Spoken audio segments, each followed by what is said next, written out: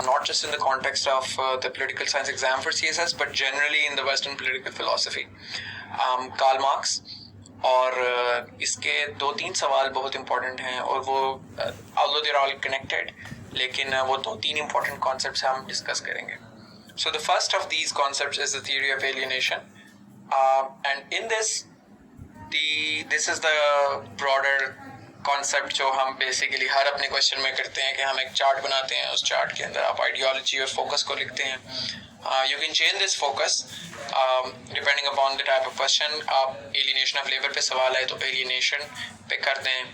अगर दूसरे पे सवाल आए हिस्ट्री किस तरीके से प्रोग्रेस करती है, I'll explain that to you guys in the next topic. जब हम हिस्टोरिकल डेवलपमेंट पे करेंगे तो वहाँ पर आप एलिनेशन ऑफ लेबर की जगह हिस्टोरिकल मटीरियलिज्म लिख सकते हैं. But anyways, you are already familiar with this stuff. Now let's jump directly to the concept. So basically it's very important to understand the context in which Karl Marx was writing his philosophy. और आपने exam में भी इसी तरीके से एक political context की heading बनाए.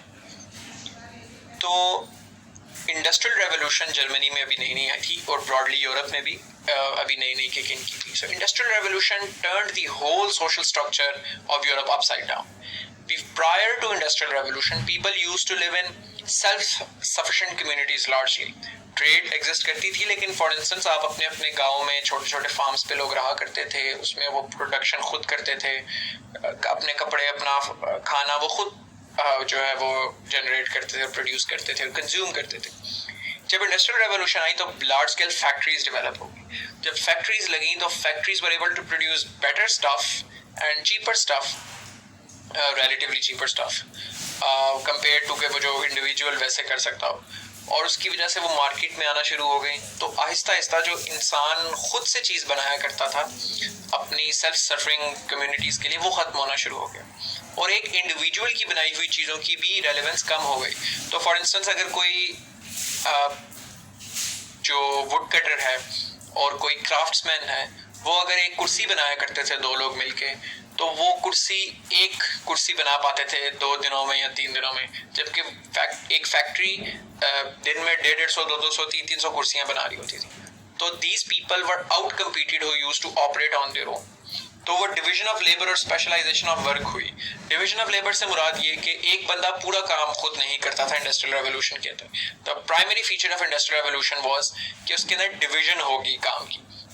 सो प्रायर टू इंडस्ट्रियल रेवोल्यूशन अगर कोई बंदा एक टेबल बना रहा है तो पूरा टेबल वो खुद ही बना रहा है, जबकि इंडस्ट्री के अंदर जैसे फॉर इंस्टेंस ये फोर्ड की फैक्ट्री वैसे तो असेंबली लाइन है, but it serves the purpose कि हर बंदा एक स्पेसिफिक टास्क परफॉर्म कर रहा है. कि अगर एक बंदा बोल्ट जोड़ रहा है तो एक बंदा बोल्ट ही सिर्फ फिक्स करेगा, अगर एक बंदा उसकी डेंटिंग कर रहा है तो दूसरा बंदा उसका वही काम करता रहेगा. सो स्पेशलाइज्ड काम होगा.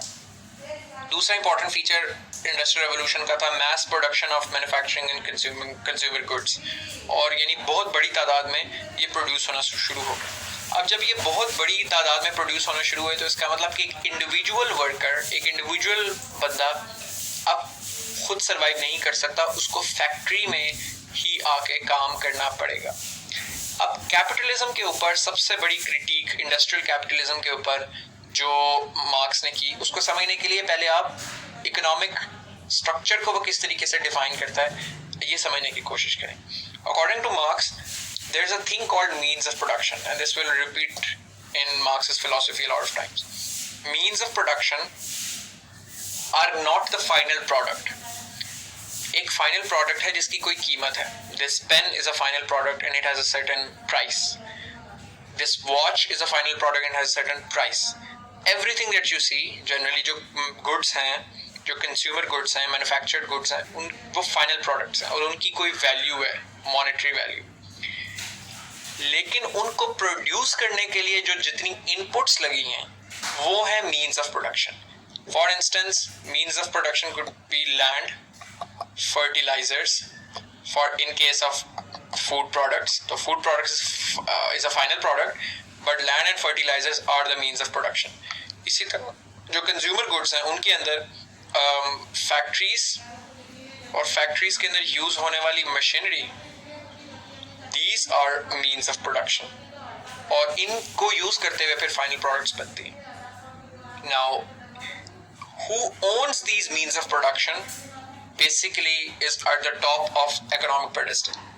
तो जो लोग means of production own करते हैं वो determine करता है कि क्या basis है उस system की.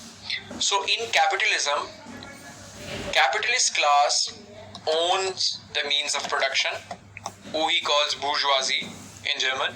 So bourgeoisie or the capitalist class own the means of production. यानी उनके पास फैक्ट्रीज हैं, उनके पास मशीनरी उनकी है, लेकिन वो खुद मैनुअल लेबर नहीं करते. वर्किंग क्लास, जिसको वो प्रोलेटेरिएट कहता है, प्रोलेटेरिएट क्लास बेसिकली चूंकि वो खुद इंडिविजुअली अब सर्वाइव नहीं कर सकते क्योंकि उनकी प्रोडक्ट से बेहतर और ज़्यादा अच्छी प्रोडक्ट्स फैक्ट्रीज में बनती हैं, therefore they are forced to work in those factories on the means of production. So these workers, these proletariats don't own the mean of production, but the only thing that they can give to them is their labor. यानी कि वो जाके मेहनत करेंगे, वो division of labour के अंदर अपना हिस्सा प्ले करेंगे और उसके बदले में उनको अपनी वेजेस मिलेंगी और जो कि बहुत लो वेजेस होंगे. So मार्क्स के नज़दीक there are two classes in industrial capitalist system. First is the capitalist or the bourgeoisie class. They own the means of production. The other is the proletariat or the working class. They don't own the mean of production. Hence, in order to survive, they have to work in the factories of the capitalist class, and the only thing that they can give there is their labor. यानी अपनी मेहनत, अपनी मुशक्कत ही दे सकते हैं वो, जिसके एवज उन्हें wages मिलती हैं. But these wages are generally very low because capitalist class का फायदा ये है कि वो का इंसेंटिव ये है कि वो वेजेस कम रखें ताकि वो ज़्यादा से ज़्यादा प्रॉफिट मैक्सिमाइज कर सकें. और कैपिटलिज्म प्रॉफिट मैक्सिमाइजेशन पे ऑपरेट करता है because greedy capitalists, according to Marx, would want to always maximize their profits. Hence, wages will be low and they will be given just enough for these people to survive. And that is why he calls this wage slavery. And this is this concept के हाँ आप force नहीं हो labor करने के लिए, लेकिन because you don't have any other option for the workers, hence they are forced to work because otherwise वो survive ही नहीं कर सकते. Otherwise they can't fend for their families. तो वेज स्लेवरी का कॉन्सेप्ट इस तरीके से डिफाइन होता है. So this is another pictorial representation of how under capitalist system workers feel disconnected and workers become psychologically, creatively and mentally and physically exhausted, and उनको किस तरीके से एक्सप्लॉइट करता है capitalist system. That is his theory of alienation. और हमने अभी तक जितना कॉन्टेक्स्ट बिल्ड किया इसको हम इस थ्योरी के साथ अब कनेक्ट करेंगे. So according to Marx, there are 4 types of alienation that a worker experiences. Alienation comes from the word alien. Alien का मतलब होता है कि कोई चीज़ जो distant हो, जिससे आपका ताल्लुक ना हो. तो alienation का मतलब यही कि separation या connection ना होना और disconnect होना. This is in the context of exploitation. The first of these is the alienation of the worker from the product of his labor. That is to say कि कैपिटलिस्ट सिस्टम के अंदर एक worker बहुत मेहनत करता है. वो दिन रात, एक फॉर इंस्टेंस अगर हम एक चेयर की एग्जांपल लें या टेबल की एग्जांपल लें, या आप मॉडर्न को एग्जांपल लेना चाहते हैं तो एक गाड़ी की एग्जांपल लें, तो एक वर्कर जो है वो सारा दिन उसके टायर जोड़ रहा है या बोल्ट जोड़ रहा है या उसका मैकेनिकली कोई काम कर रहा है, जो भी उसका टास्क है, या पेंट कर रहा है. और ये वर्कर्स जो हैं, इंडिविजुअल वर्कर्स, इनकी मेहनत की वजह से, इनकी कंट्रीब्यूशन की वजह से वो फाइनल प्रोडक्ट बन के निकलती है. कोई गाड़ी या चेयर या टेबल या कोई भी फिनिश प्रोडक्ट निकलती है. लेकिन जब वो प्रोडक्ट बन के निकलती है वो फिर उसे मार्केट करते हैं कैपिटलिस्ट क्लास, उसकी मार्केटिंग होती है, फिर उसके बाद उसको मार्केट में डाला जाता है, तो वो काफ़ी महंगे दामों बिकती है. अब वो इस तरीके से बिकती है महंगे दामों के, वो जो वर्कर्स जिन्होंने अपने खून पसीने की मेहनत से उस फाइनल प्रोडक्ट को बनाया, वो खुद उसको कंज्यूम नहीं कर सकते. They can't afford that product, hence they are alienated from the product of their labour. उनकी लेबर से निकलने वाली जो प्रोडक्ट है वो उसको एंजॉय नहीं कर सकते, उसको कंज्यूम नहीं कर सकते, उसको यूज नहीं कर सकते. तो that's the first form of alienation.